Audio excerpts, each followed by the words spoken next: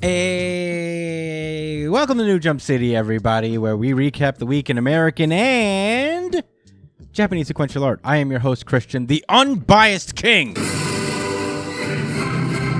Espinal.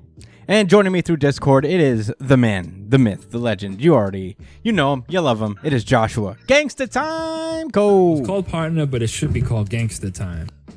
What up, Chris? What up, everybody listening? Ooh.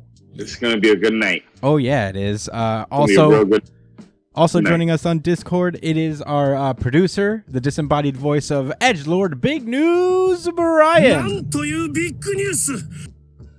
up, nerds? Oh my goodness, we are here early for an early sode. Manga only.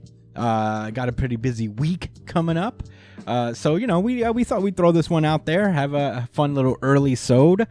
We've actually been, over the last few weeks, kind of doing this in the ideal way that we've always kind of wanted to. Pie in the sky, twice a week.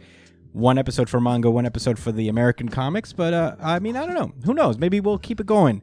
If you guys would like to hear us do this show twice a week, let us know. Email us at newjumpcitypod@gmail.com.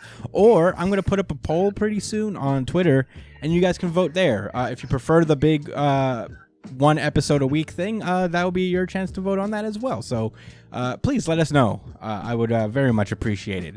And before we get into our show, let's get into plugs. You can find me at the Chris Espinal on Twitter and Instagram. Joshua Cole, where can they find you?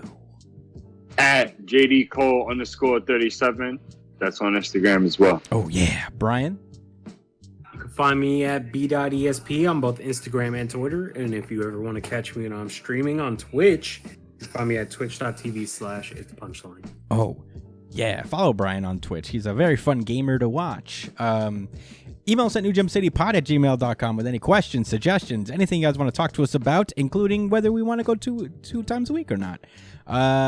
Or you can hit us up on Twitter, Instagram, at newjumpcity on both of those social platforms. And if you prefer audio versions of the podcast, usually go up early, you can subscribe to us on iTunes, Spotify, Google Podcasts, wherever you listen to podcasts. We are on there. If you guys want to subscribe to us on YouTube, you can do that. Please do so. That would be super nice. Subscribe, like, share, all the things. Comment on whatever video highlight breakout you're watching, whether it's the full version or the little mini-sodes we put out at the same time. And yeah, I think that's it, right? I think I covered everything. Without further ado, let's not waste any more time. Get into the show itself. I'm giving you 5 seconds to get your big boot ass on the floor. One Piece. This is One Piece chapter 1026, The Pivotal Clash. We had a break from One Piece last week, and it's finally back. Thank goodness. Last we left off. Made me very sad, yeah. Yeah, I know. We had a good streak, but now it's back.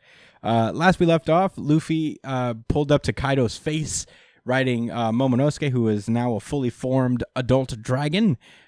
Pretty fucking cool. And we start off at the flower capital where the big festival is happening in Wano. We get a little glimpse of the swordsmith guy. I forget his name.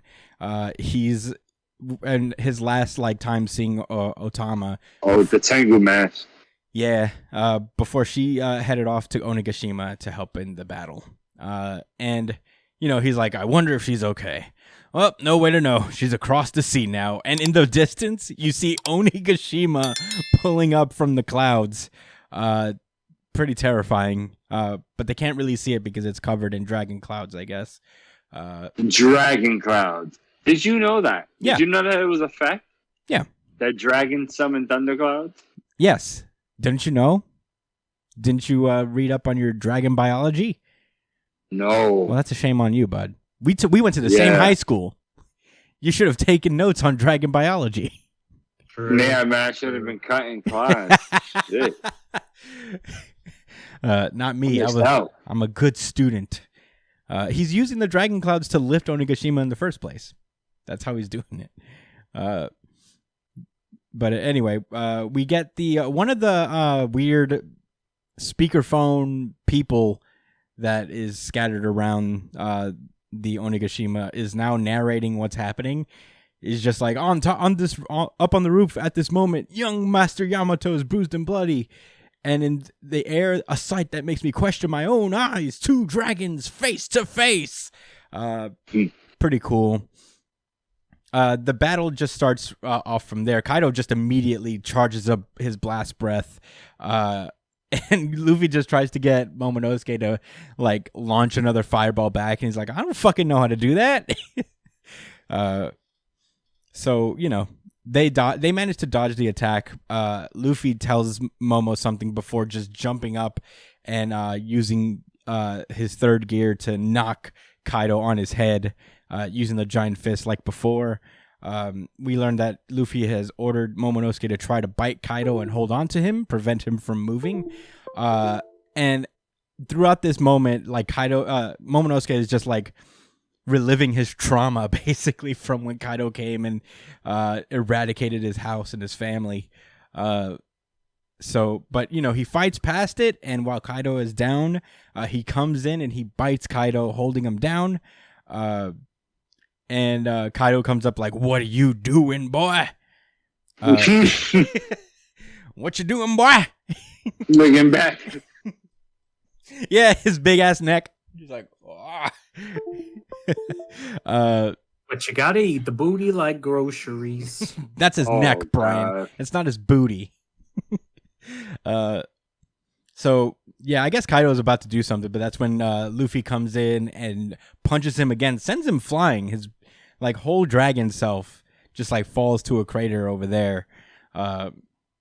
And at that time, we cut back to the treasure repository where the clouds have now blocked the moon, which is the source of the I think it's the Shulong form that the Minks take. Too long, yeah. Yeah, the Sulong form that the Minks take, ultimate power up, and without that, they start losing to Jack and Perospero respectively. Both of them are talking shit. Jack is like, man, if you gotten one more good hit, I probably would have been finished.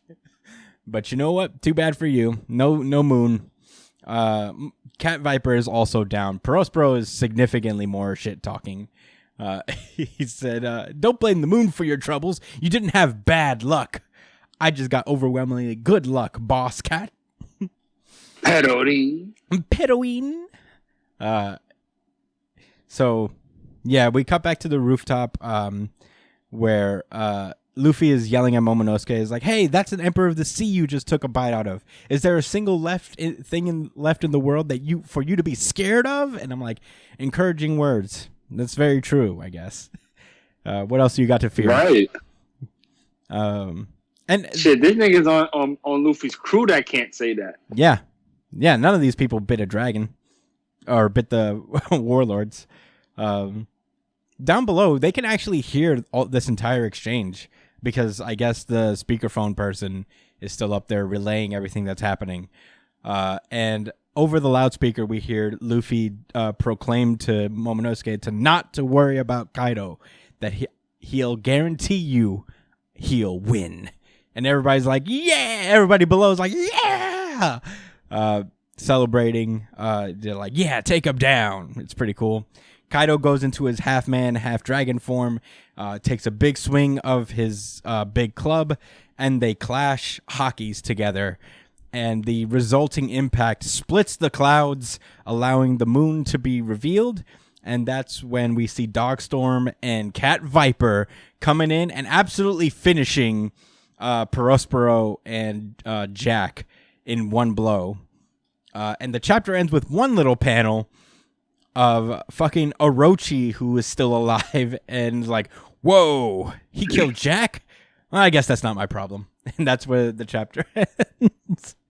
Pure garbage. Yeah, what a trash man. I thought this chapter was pretty cool. One fun thing to note, Josh, do you remember the last time the clouds split? Yeah. When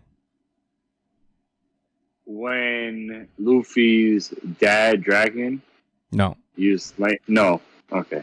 Then no, I don't know. No, it's a callback to when Whitebeard and Shanks clashed that one time. I think right before the Skypiea arc. Like they clash swords and they split the skies. Wow. Mm-hmm. That is pretty cool. Indicating that Luffy's on that level now. Luffy has a rise to the level of the fucking warlords. For real this time. He can be. Oh, did I say warlords? The emperors. Yeah, I call myself Brian. Don't worry about it. I got me. I got me. But yeah, that was really cool. And I like that it had the residual effect of releasing the moon so that Dogstorm and Cat Viper could just finish. Hopefully, like Jack just stays down this time. I mean, come on. He's had nothing but L's. He's been all defeated ever since he showed up. Let's just leave it like that. Yeah. It's pretty bad. But yeah, this is a cool chapter. I had a good time reading it. Fun, cool thing. I'm glad that we don't have a break next week, so we could get probably some more Luffy Kaido battle. But what do you guys think? What are your thoughts? Prayers up to Ichiro Oda. Oh yeah. Brian, do you have any thoughts on One Piece? RGC. Whoa! Certified RGC. Certified RGC. Certified RGC. Looks like we don't have Brian figured out after all. This was some fucking amazing One Piece writing as in a whole for a whole chapter. You know what I mean? Mm-hmm. It was just so nice. Like I watched a video about this chapter, and I was like, okay, now I understand. Now I understand this chapter has to be RGC because of the way that Oda kind of set up the ending of the chapter and all that stuff. It was just so fucking well developed, and everything was just so properly set up for the epic reveal at the end of Luffy being able to split the clouds and shit. It's just such a good chapter, man. I just want more One Piece. Give me two chapters of One Piece a week, and I'll be happy. Yeah, if only, huh? Wouldn't that be something? In a perfect world, there's an alternate universe where Oda is strong enough to release 2 chapters a week. Yeah, where he's just a mega manga artist. But unfortunately, that is not the case. This is not my RGC, but it was really good. I enjoyed it quite a bit. I don't have any more thoughts really. It was a cool moment. What Brian said pretty much encapsulated everything, top to bottom, pretty fun. Do you have any final thoughts before we move on, Josh? What this chapter made me think about was Momo's development. I think Oda's done a good job with showing, like he's done a good job of selling like this like meek cowardly kid to the point where like he's going through a lot of trauma. Even after what happened before the time skip or before he was warped to the future. Mm-hmm. He went from losing his family and his whole entire world really to experiencing trials and tribulations with Luffy's crew. And watching, I guess, quote unquote, decent role models that at least work hard to achieve what they want to do. That's at least they're not, sleazy lying bastards like the Hydra Man over here. Hey, there are worse people to follow, I guess.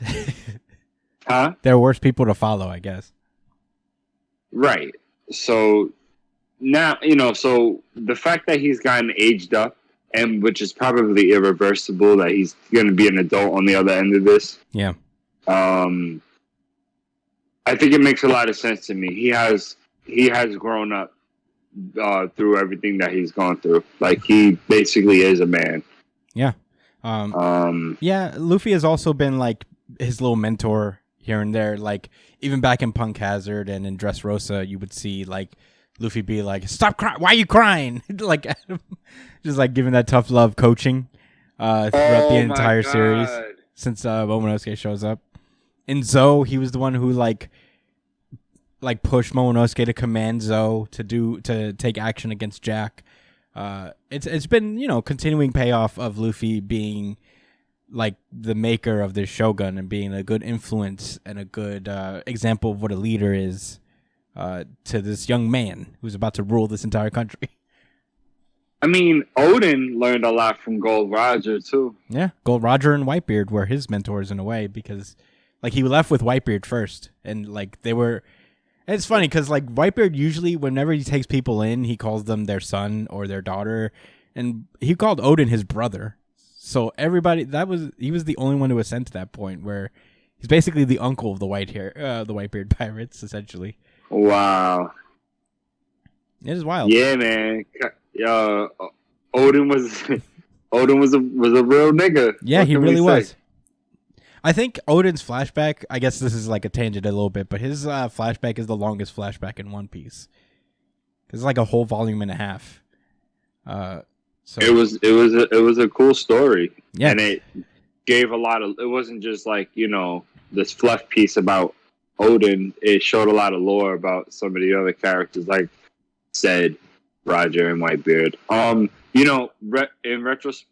retroactively, this is why I really like doing this podcast with y'all, because I appreciate certain things a lot more. And I'm gonna go ahead and give One Piece RGC as well. Whoa! Certified RGC. Certified RGC. Certified RGC. Yeah, they mopped up these two clowns. Momo took a big step towards not being a coward anymore. Mm-hmm. Luffy looked really cool. I mean, what more can you ask for, Right. So excited for what comes next. I guess unless your name is Christian Espinal. I love this chapter, but there is another chapter that stole my heart a little bit. So, you gotta, don't worry about it. I'll tell you what my runner-up was later. Okay. Well, with that being said, I suppose we should move on. Let us go to our next series. My Hero Academia. This is My Hero Academia chapter 327, Rest. Last week, and it is not Brian's RGC. Yeah, let that be known. Brian did not choose this to be his favorite chapter of the week. It was close. I'm not gonna lie, it was close. Of course it was. Hey, I'm still shocked. So, you really... Oh, man. This chapter was so good. Though. If I took the over-under on whether this is Brian's favorite chapter... Oh, good. It was pretty good. Let's get into it. This chapter starts off pretty immediately. Last we left off with...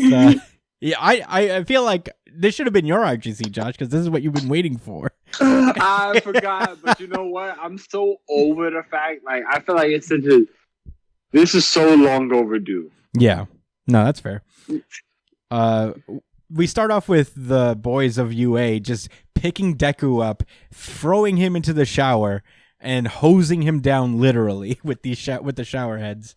It's about time. And they're all just in the shower with like funny faces, funnily drawn faces. Like most things in the world can be solved by a good bath. And I'm not gonna lie, this little page here made me laugh a little bit. Just the dumb faces. I'm trying to remember what it reminds me of, but it reminds me of like those little Flash cartoons that you would see like on the internet where they would just like make the faces really small and dumb. Mm-hmm. It just brought me back to those times. Made me laugh. Yeah, 2008, 2009. Yeah, Newgrounds type shit. Yes.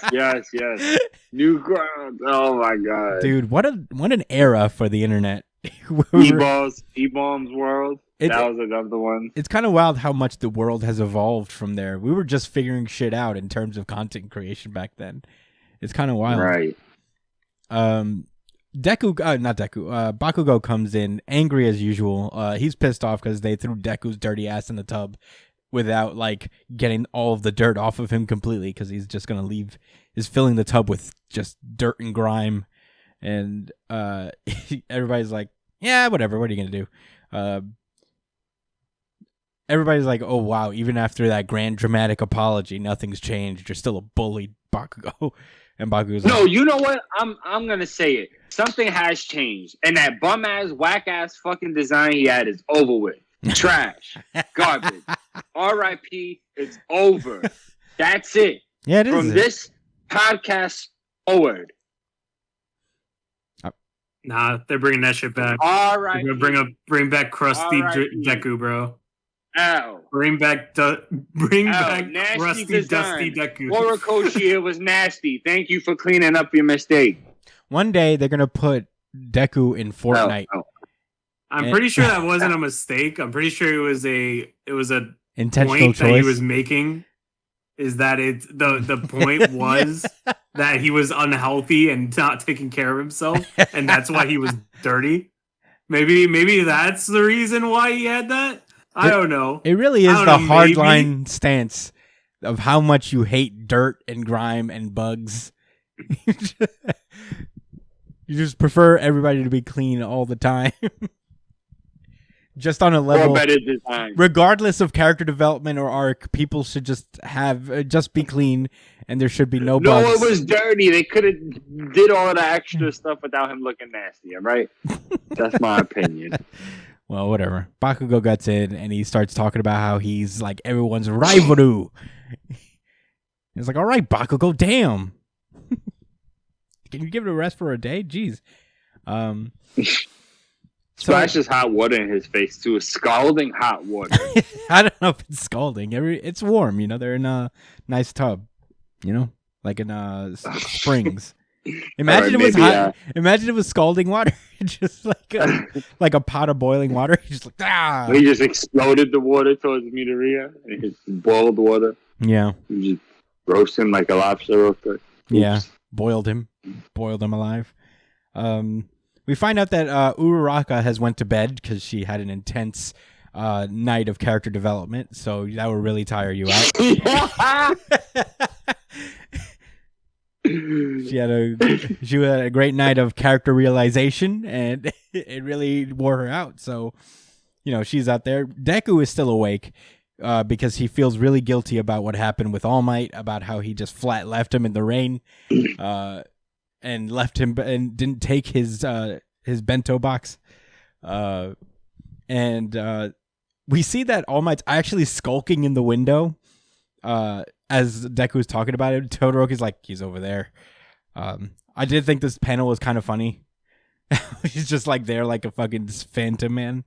But yeah, he comes in and he tries to apologize for, you know, being not very helpful right now, and to tell them that he's acquired new intel, that they'll have answers soon enough. But you know, he's very, very sorry. But you know, Deku is like puts his worries at ease. He's like, those bento boxes you gave me really gave me the strength to go on. I got messed up because I didn't have you around. So please, let's do this together. And All Might's like, thank you. And he said, I'll show these kids I can catch up to the heights they've achieved. Nice little moment. Or die trying. Or die trying. Or die definitely. Or definitely pass away at my efforts. So yeah, All Might leaves, and Deku finally falls asleep on the couch. They put a blanket on him, and I'm like, yay, he's finally getting his rest. He'll probably sleep for like a whole week. And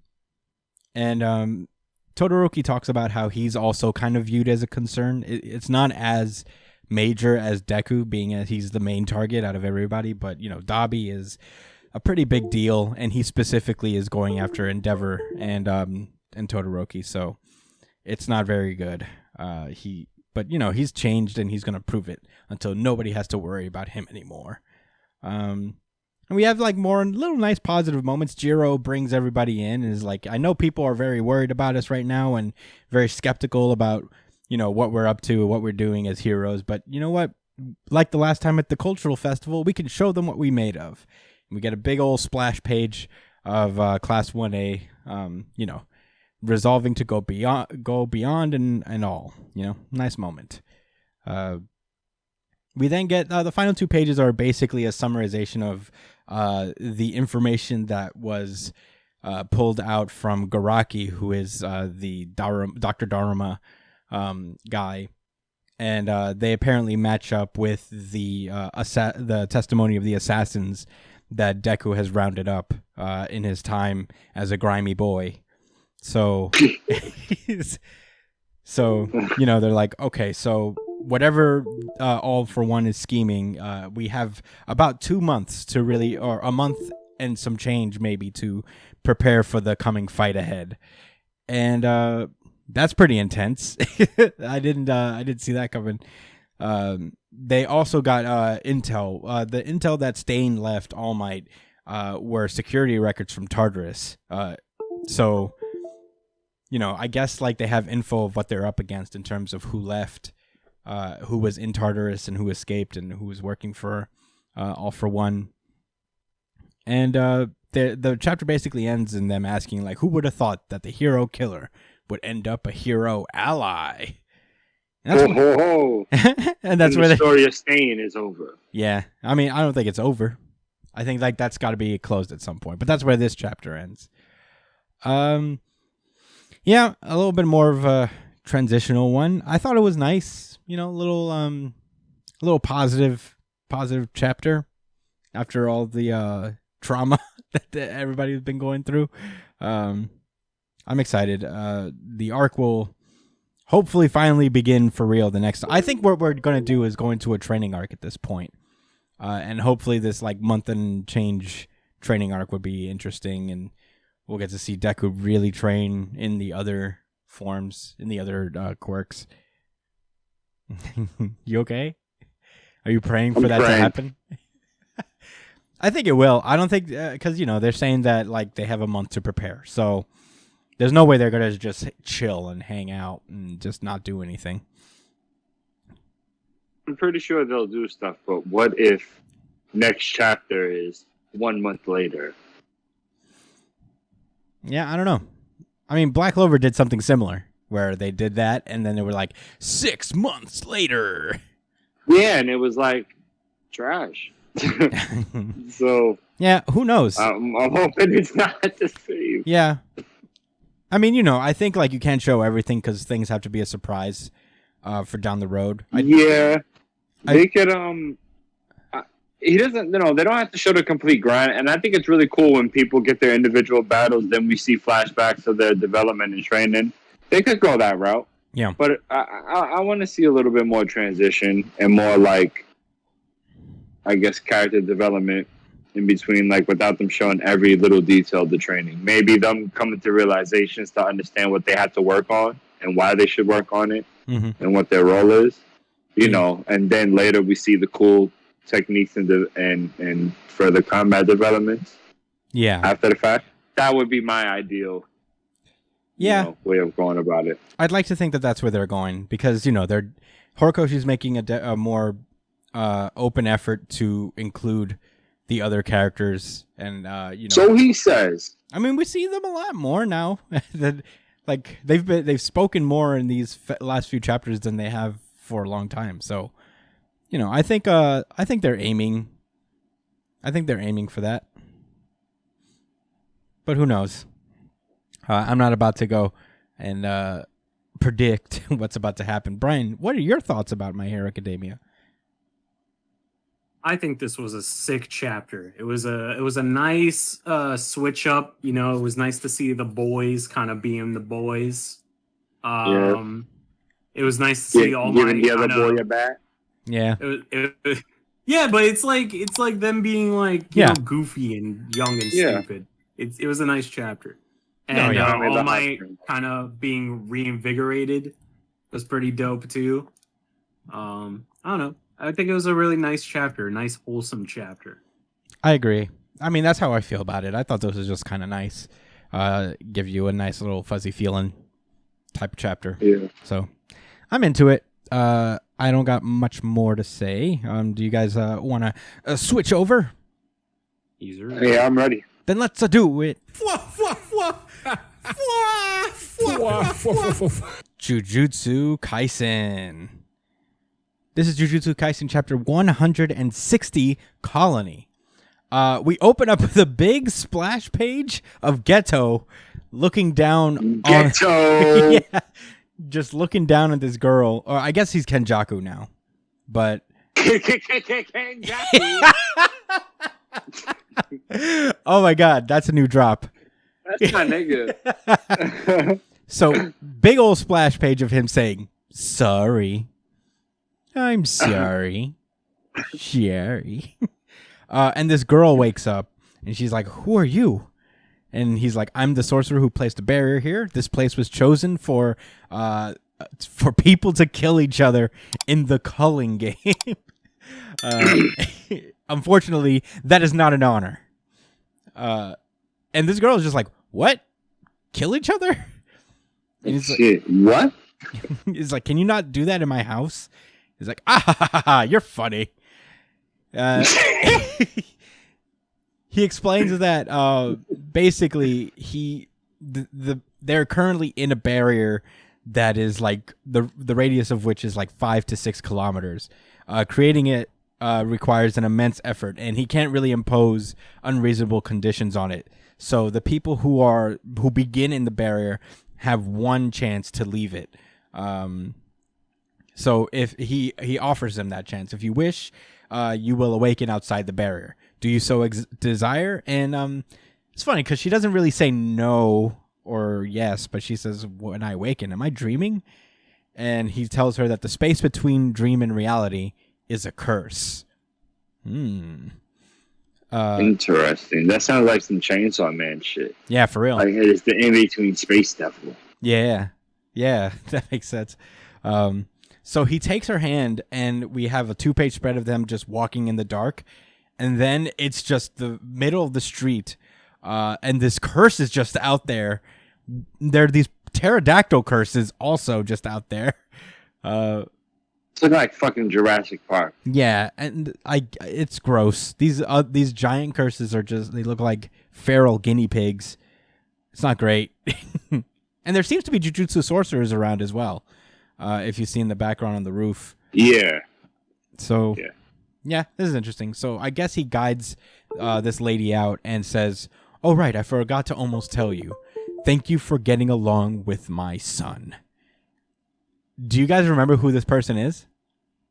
Yeah, these are the 2 people from the beginning of the story. Yeah. That was in the club with, oh, you knew that, right? Yeah, very first chapter. Oh, I thought you was asking me. No, yeah, Oh, I was asking. trivia. I was quizzing you guys. Brian, did you know that? I did not. Yo. Actually. When they said the club, I was like, oh, shit. The Occult Club. This is And like then we it haven't made- seen them. Yeah. We haven't seen them in forever. They just haven't been like really a factor. I know. Oh, I hope they get cursed ability. No, probably not. Probably not. They really just escape with their lives because they would just be murdered left and right. It wouldn't be good for them. Hold on. What did Kenjaku? Why did Kenjaku save these humans? Doesn't he hate them? He has to. It's one of the conditions. He can't create a condition where he forces everyone to participate. Like the barrier that they were in, like in order to make it, it's immense effort, but he can't impose a condition that requires people to be there. So they have one option. Clever writing. Yeah, they have one option where they can leave, but if they ever go back inside the barrier, they're stuck there. So Easy decision. yeah. Yeah, Damn, at 6:02 in the morning, I know they sick.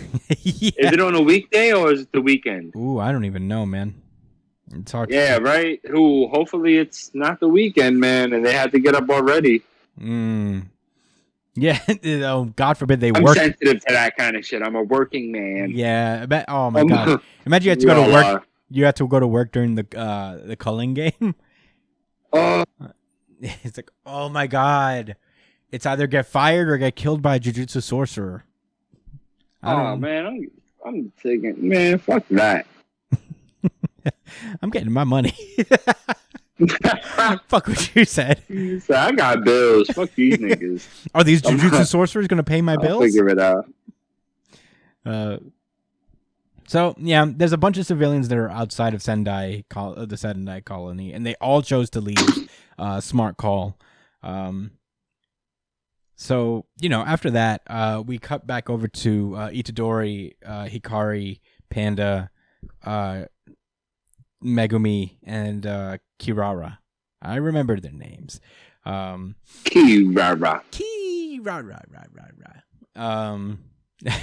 So they're looking for the angel curse Jujutsu sorcerer. who can, I think the angel is the one who can, I guess, unlock the other side of the box and unseal Gojo. So they're looking for that person. But unfortunately, they can't find it because Angel is not their real name. So, they just don't really know. The last time they've heard of the Angel is that they're in the Colony 2 of East Tokyo. So they'll probably have to go check that out. You better hurry up. Yep. So Hakari breaks it all off. He says that he and Panda will go to Tokyo number 2, and Fushiguro and Itadori will go to Tokyo number 1. And he assigns Kirara to stay outside of the borders of the barrier. And the reason being is that Hakari's like, yeah, I should probably fight the strongest guy. Kashimo, based on the points, is that guy. I'm going directly to him. I'm going to fuck him up. And I'm like, respect, Hakari. Respect. Beat him up with your train cursed technique. Right. Let's go cash money, yo. And they basically have Kirara on the outside being keeping track of the situation from outside of the barriers because they can't really communicate with Okotsu. So I guess Kirara is supposed to keep an eye out for Okotsu should he pop out of the barriers at some point. So yeah, basically Itadori suggests that maybe me and Fushiguro shouldn't go together because of Sukuna. And they're like, we can't just change the plan. The senpai can't change their roles. They need to take the strongest people. So, don't be so self-centered. So okay. We then get an informational page. It's November 12th in Tokyo at, I guess, noon. They have 7 days and 12 hours before Sumiki has to declare her participation in the culling game in order to free her completely from it. So they have about a week and some change. And we cut over to the barriers where Kogane is like, hi, I'm Kogane. Inside this barrier is a lethal contest called the culling game has begun. Step inside and you too become a player. Are you willing to enter? And we get a dope 2-page spread of Hakari, Panda, Fushiguro, and what's his face? I don't know why I just blanked on his name. The main character himself. Itadori? Yeah, Itadori. I don't know why that happened. But yeah, they're all just like, yeah, no problem. Hell yeah. So excited. One of these. This was kind of my runner-up for RGC. It's not it, but it was very close. I'm so excited for the culling game, I guess. And it wasn't the audience's RGC either. No, it wasn't. I wonder what it'll be. Oh, is it yours? Well, you gave it to One Piece. Yeah. Forgot. No. I forgot it. You gave it to One Piece. Yeah. No, I thought this was a really cool chapter just to establish finally the goals, the specific mission at hand. And I'm excited to see what comes from it. There's probably going to be a lot of dope battles coming up. I think it's going to be nothing but action from here on out. So I can't wait for Hakari to fight. Oh my god, me neither. Me neither, dude. I'm so excited. It's got to be more than trains. It's got to be more. Got to be more than trains. Yeah, I don't know. I don't know what it could possibly be. I can't fathom. It looks like nothing but trains. Maybe it's doors. He summons doors of any kind. Different types of doors. Yeah. Yeah, I don't know, but I'm very excited. Do you guys have any final thoughts about this chapter? Nope. Oh, well. Brian? Nope. Damn. You guys are short-winded today. I don't know. Honestly, I was a little confused by this chapter, so I don't really have much to say about it. What were you confused about? It just felt like a really weird chapter to me. What were you confused? I liked it. It was just weird. What were you confused about? I don't know why we started off with Geto. I guess it was. I guess it was establishing the. Oh, sorry. I keep breaking it. I felt like we were on a good we were on a straightforward track, and then they just brought in Geto out of nowhere. I feel like this is an arc that shouldn't really involve him that much, but Well, this is his Right. arc. So Kenjaku himself, right? They in the beginning, I thought it was really interesting that they brought him in because they reminded me about the whole Itadori's father situation. So Kenjaku is Itadori's father, right? Is that what they're saying? Yes, in theory, because he was he at the time he was the curse that was he lived in Itadori's dad. Oh, yes. Mm-hmm. But so he used his genetics. Yes. So it's only his son in I guess semantics. Yeah, Right. yeah. I mean, he's not Technically- his literal son. Because it's not his genetics, right? Yeah. It's not like his. Yeah, he's not his like blood relative.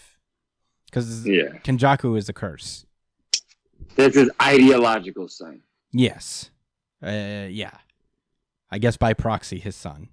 But yeah, I think like the significance of this was to establish, you know, like the rules of the colony, whether and how much like control Kenjaku has over the game itself, which not much. He really only has to establish that, you know, civilians can leave, but only once, and if they enter a barrier again, they're stuck there. They're fucked. They're shit out of luck. They can't like leave. So again. well. Yeah, and they could probably die. So I think it was more establishing that than anything. But yeah, I'm excited. Super excited. I don't really have anything else to say. I guess we can move on. Yeah, I'm looking forward to next week. Yeah, for sure. But let's do the thing. It is. Oh man, my mouse disconnected. Annoying. Anyway, let's do this. Black Clover. This is Black Clover chapter 307, A Devil's Heart.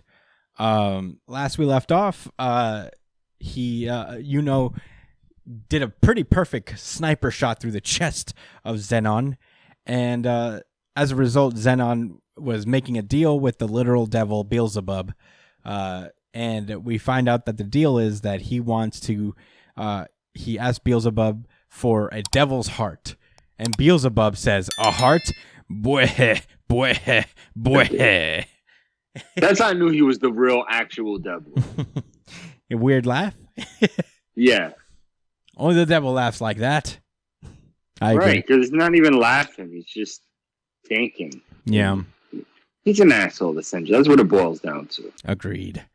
He But doesn't find anything funny. He just enjoys the thought of ridiculing somebody. yeah, he's just like Boy, he's roasting him boy, in his head.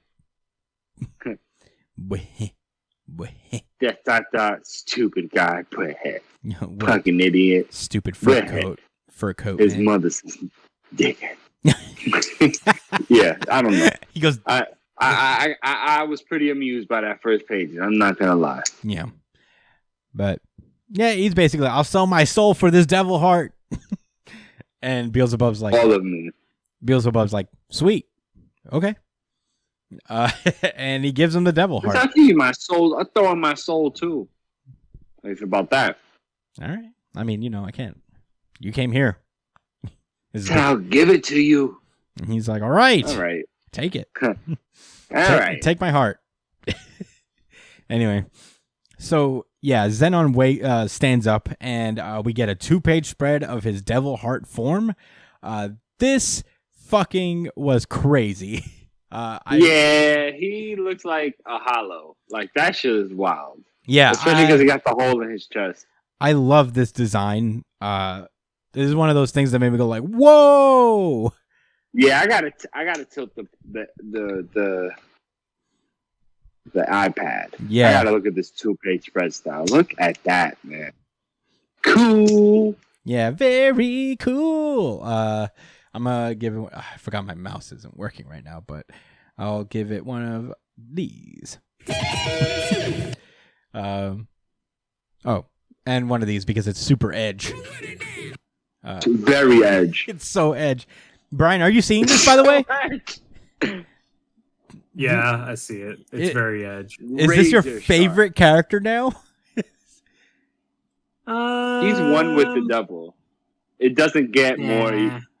Brian, Lord stop than that. fucking lying. You know this is your favorite character in the entire universe right now. Look at how many horns he Contrary has. to popular belief, I am not a very edgy person. Not even 4 horns? You don't like the 4 horns? Why the He fuck does have he 4 so many horns, Brian. I horns can't for? confirm that. Why the fuck does he have so many horns for? Because he's Edge. He Nah, also I'll had pass. bone wings. Each horn exponentially raises his edginess. Yeah. He's sharp. He's sharp as hell. I got a paper cut through my iPad right now. He's so Edge. Yeah, my eyes hurt. I can't continue this podcast for much longer because of it. Yeah, I'll have to turn the page or I won't be able to see anymore. Yeah, I should have never went side scroll. But you see, Brian, he can handle it. Yeah. 'Cause he's peered into those depths all his life Yeah. So without losing himself to madness. that's what you get when you were an Organization 13 member. Yeah. Shout out to Christopher. That's my nigga. Yeah. Our nigga. I agree. Okay, so Zenon just like unleashes his attack. I guess Yuno tries a shield. That doesn't work out. He gets skewered by these bones.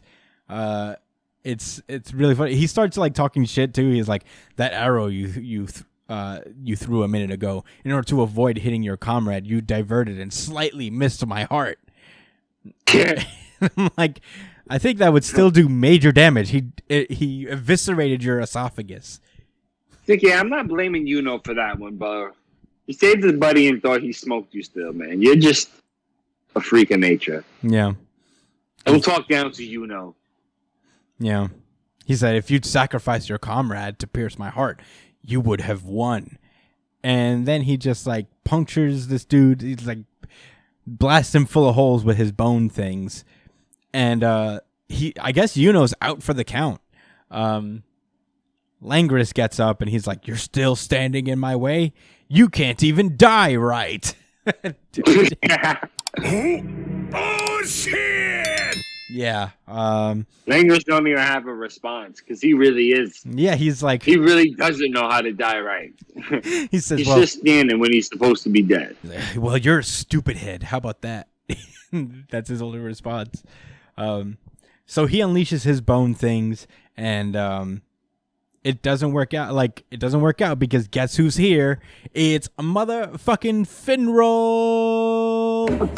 Hey, man. The champ is here! He teleported him away. That was so fucking cool. Little bro. Yo, what's up, little bro? And Langris is like, what are you doing here?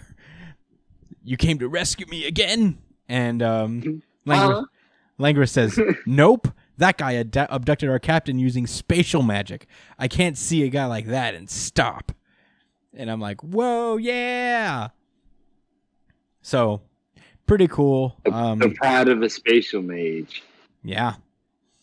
So, you know, he does his like instant teleportation to do something with the mana zone, whatever. It's cool. And he looks over to his brother and says, if we're together, we can fight. Isn't that right, Langris? And then they come out of their cool teleportation bubble together, holding hands this way, in a weird way, I guess. And he says, you're one insolent big brother. And that's where the chapter ends, with Langris and Finral going after Zenon. This was the audience really good chapter of the week. This is my runner-up. RGC certified RGC certified RGC And this was my RGC as well. certified Oh. RGC certified RGC. I can't believe you didn't see the signs. Time out. You know what's crazy? I listened to a episode from a while back in May. Wow. It was an episode called "Box Your Way Into My Heart," where we named the fucking podcast after that chapter, right? Mm-hmm. And we went the hardest over that chapter, and it still didn't get the RGC. Didn't I give it the You RGC? didn't give it. No, you did not give it the RGC, bro. Believe me. That's But weird. this did, huh? Well, I guess One Piece wasn't top tier. It wasn't in Well, top you know what? form. Here's the It thing. was very good. with Black Clover, I would give it a retroactive RGC. I think like after we got done recording, I said that like, man, I guess it depended on what happened. Maybe. Next, I feel right? like I vaguely remember. I you feel like I saying said that like it depended on what happened in X series the week after. Yeah, you did say that. It's predicated on if he actually stays down or not. Which, you know what? Oh, you know what? That's the thing is that He could get revived. the next They could all get a episode. second win. I'll say this: the next episode, I forgot that I had said that, so I don't think I gave it a retroactive RGC.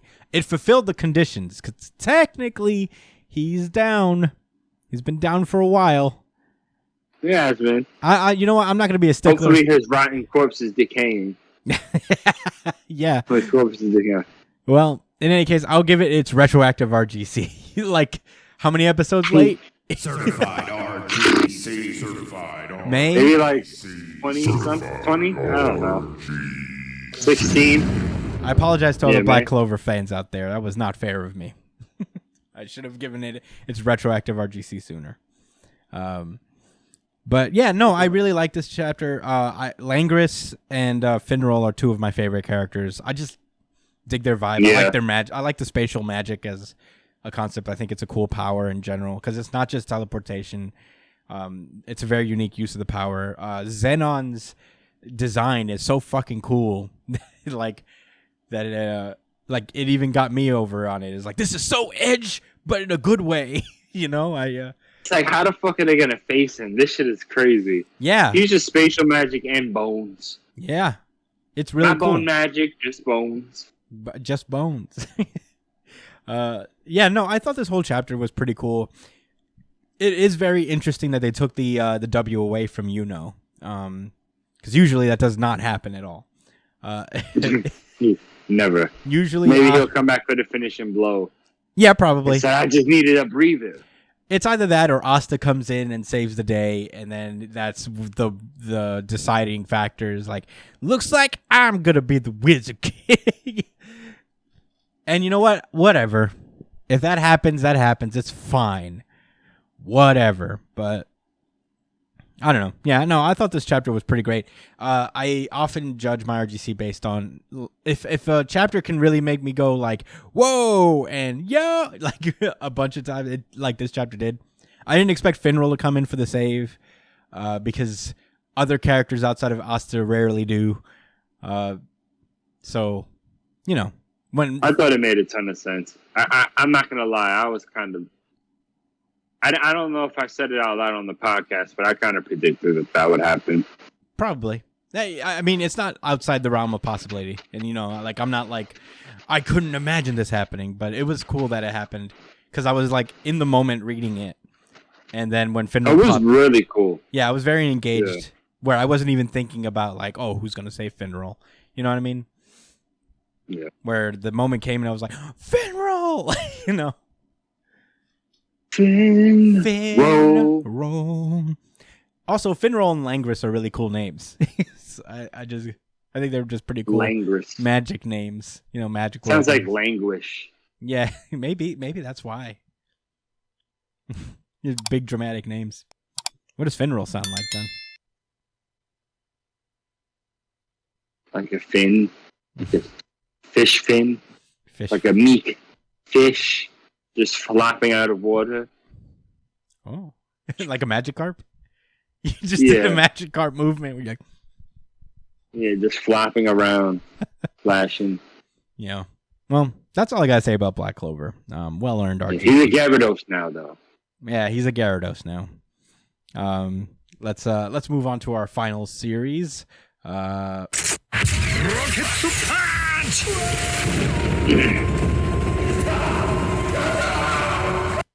Undead Unluck. This is Undead Unluck, chapter 80. It's hard letting go. What?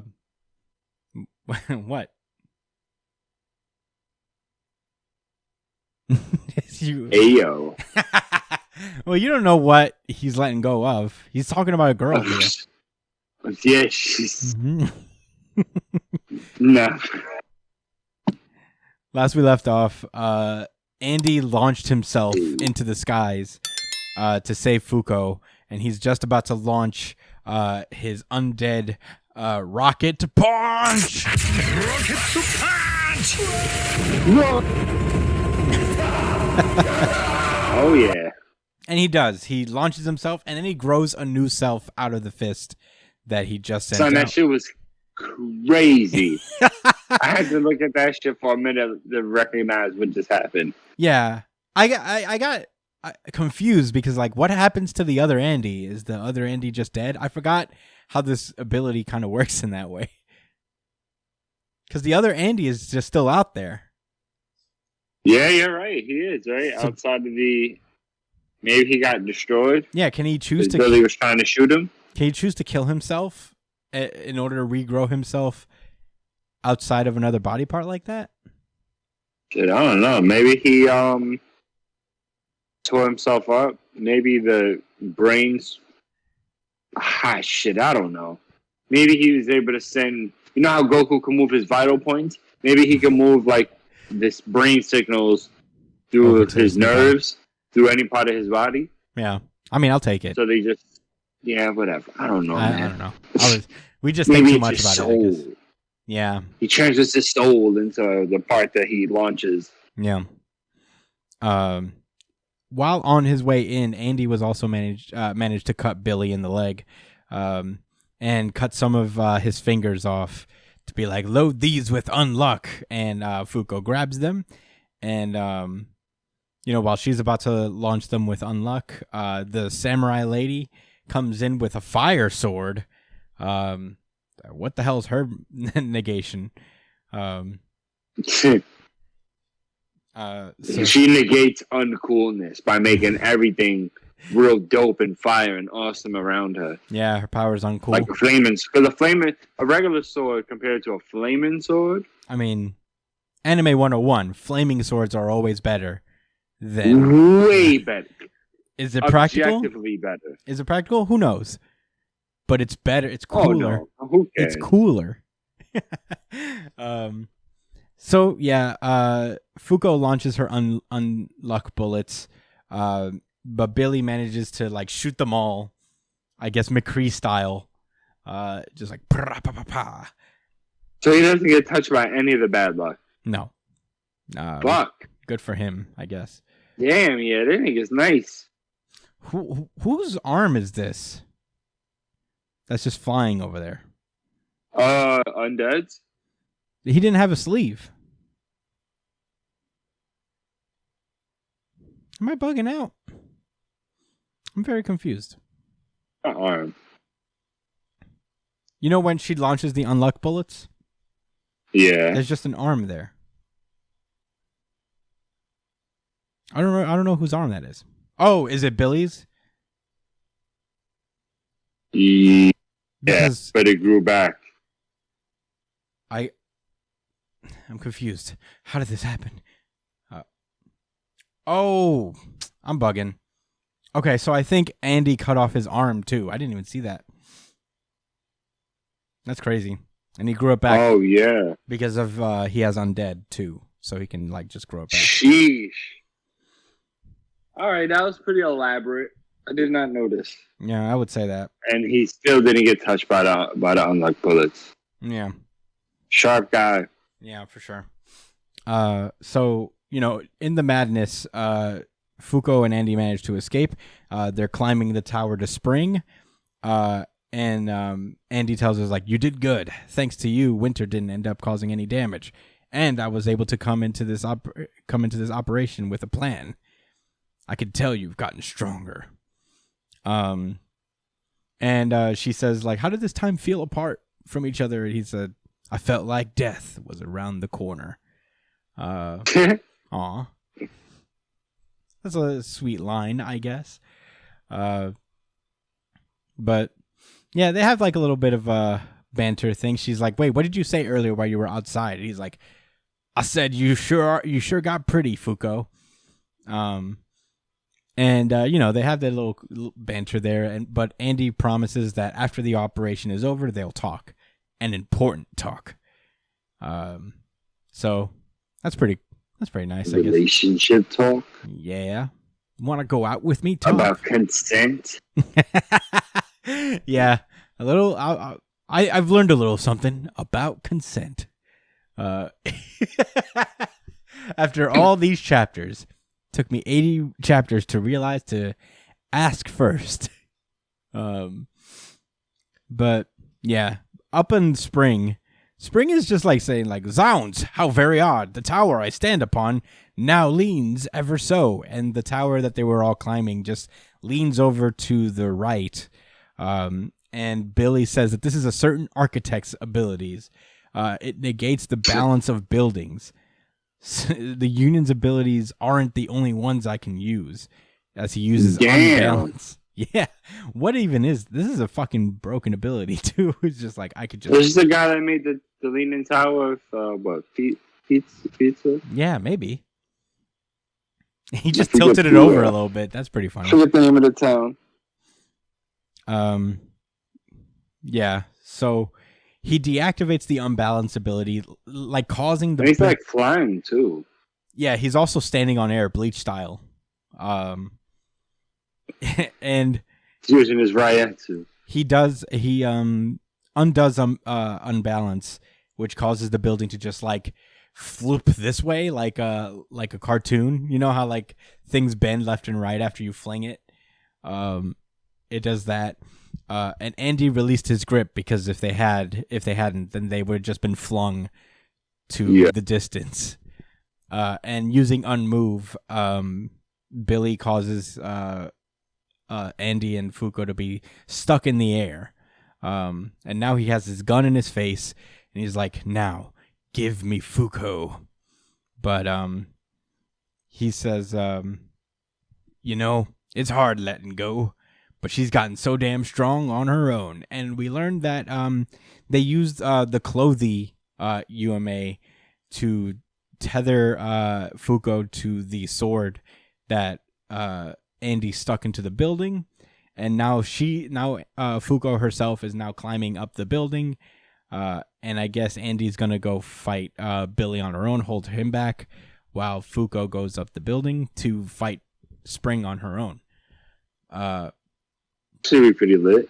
Yeah, I think this was a really good chapter. I very much enjoyed it. The interesting thing about Spring is that his powers are based in the gambling thing, right? Yeah. What is Fuko's? As soon as you said that, I know, right? It really just clicked for me right now too. Is like, oh, that's why Fuko could take him on his own. Is that her ability is literally tailor made to kill Spring? Right. I'm very into it. Yeah, this was a fun one. But she just has to love him. Well, we don't know. I mean, the whole point of this was to what she was intending in her time away from the Union was to make it so like you don't have to really love somebody in order to give them unluck to a degree, because everybody's affected in one way or another. It's probably just not as strong the less she likes you. Right. She just needs a little bit of unluck. Yeah. Very into it. It's not going to be like a combat battle between her and Spring. It's more going to be like a test of luck, like she's going to have to manipulate her ability to perfectly sync up with his gambling thing, with his shooting dice. He's gonna like, Fuko, blow these dice. You don't see a nigga Andy catch an attitude. Yeah, we all want time on it. Yeah, this is literally Gambit all over again. It's like, yeah, you don't ask another man's woman to blow your dice. You gonna tell Billy, time out. I gotta address this shit. Hey, stop it. Yeah, no, I thought this chapter was great. I'm very excited to see what happens next and the battle with Billy, because I'm not even sure really what his negation is. I think it's unbelievable. It negates plot. Unplot? Unplot. Like, this ability will help me. Fuck your plot. Right around this. Not copy your abilities. It's a double negative.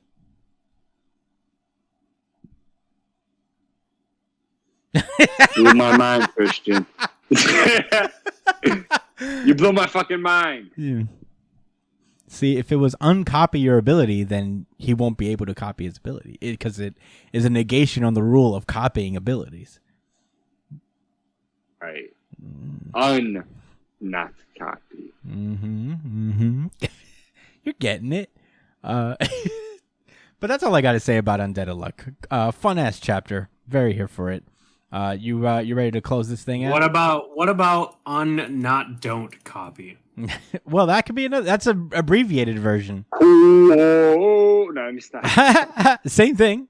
It's just abbreviated. It's honestly, it's a little neater than what I said. Good job, Brian. Yeah, no problem. Brian, did you read Undead That's Unluck what this I'm here week? for. Ever since Top left, Boo! I'm out. Boo! I'm back when Top is back. Sorry. Of course, you would like Top. Let me know when Top is back, and I'll read again. Fine. You can't conditionally read a manga, Brian. It's disrespectful to the mangaka.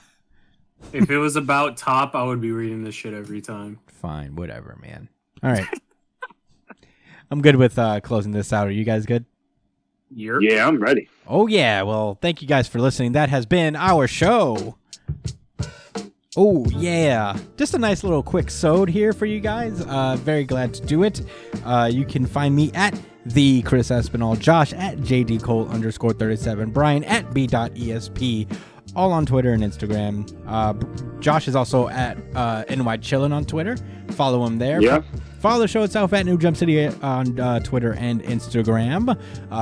We'll do the really good chapter of the week poll on Sunday after the official release of Jump, and also our poll as to whether we'll do this twice a week. So cast your vote. Let us know what you think. We would love to hear your input. Email us at noonjumpcitypod@gmail.com with any questions, suggestions.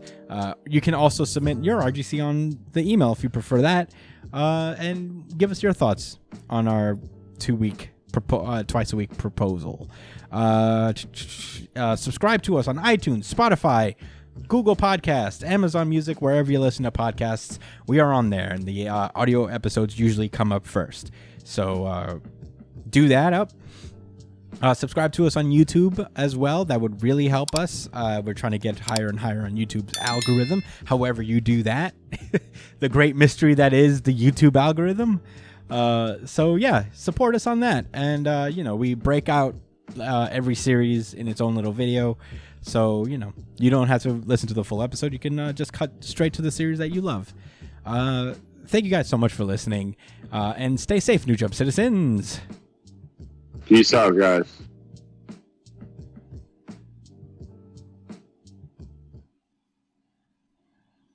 Go Cowboys.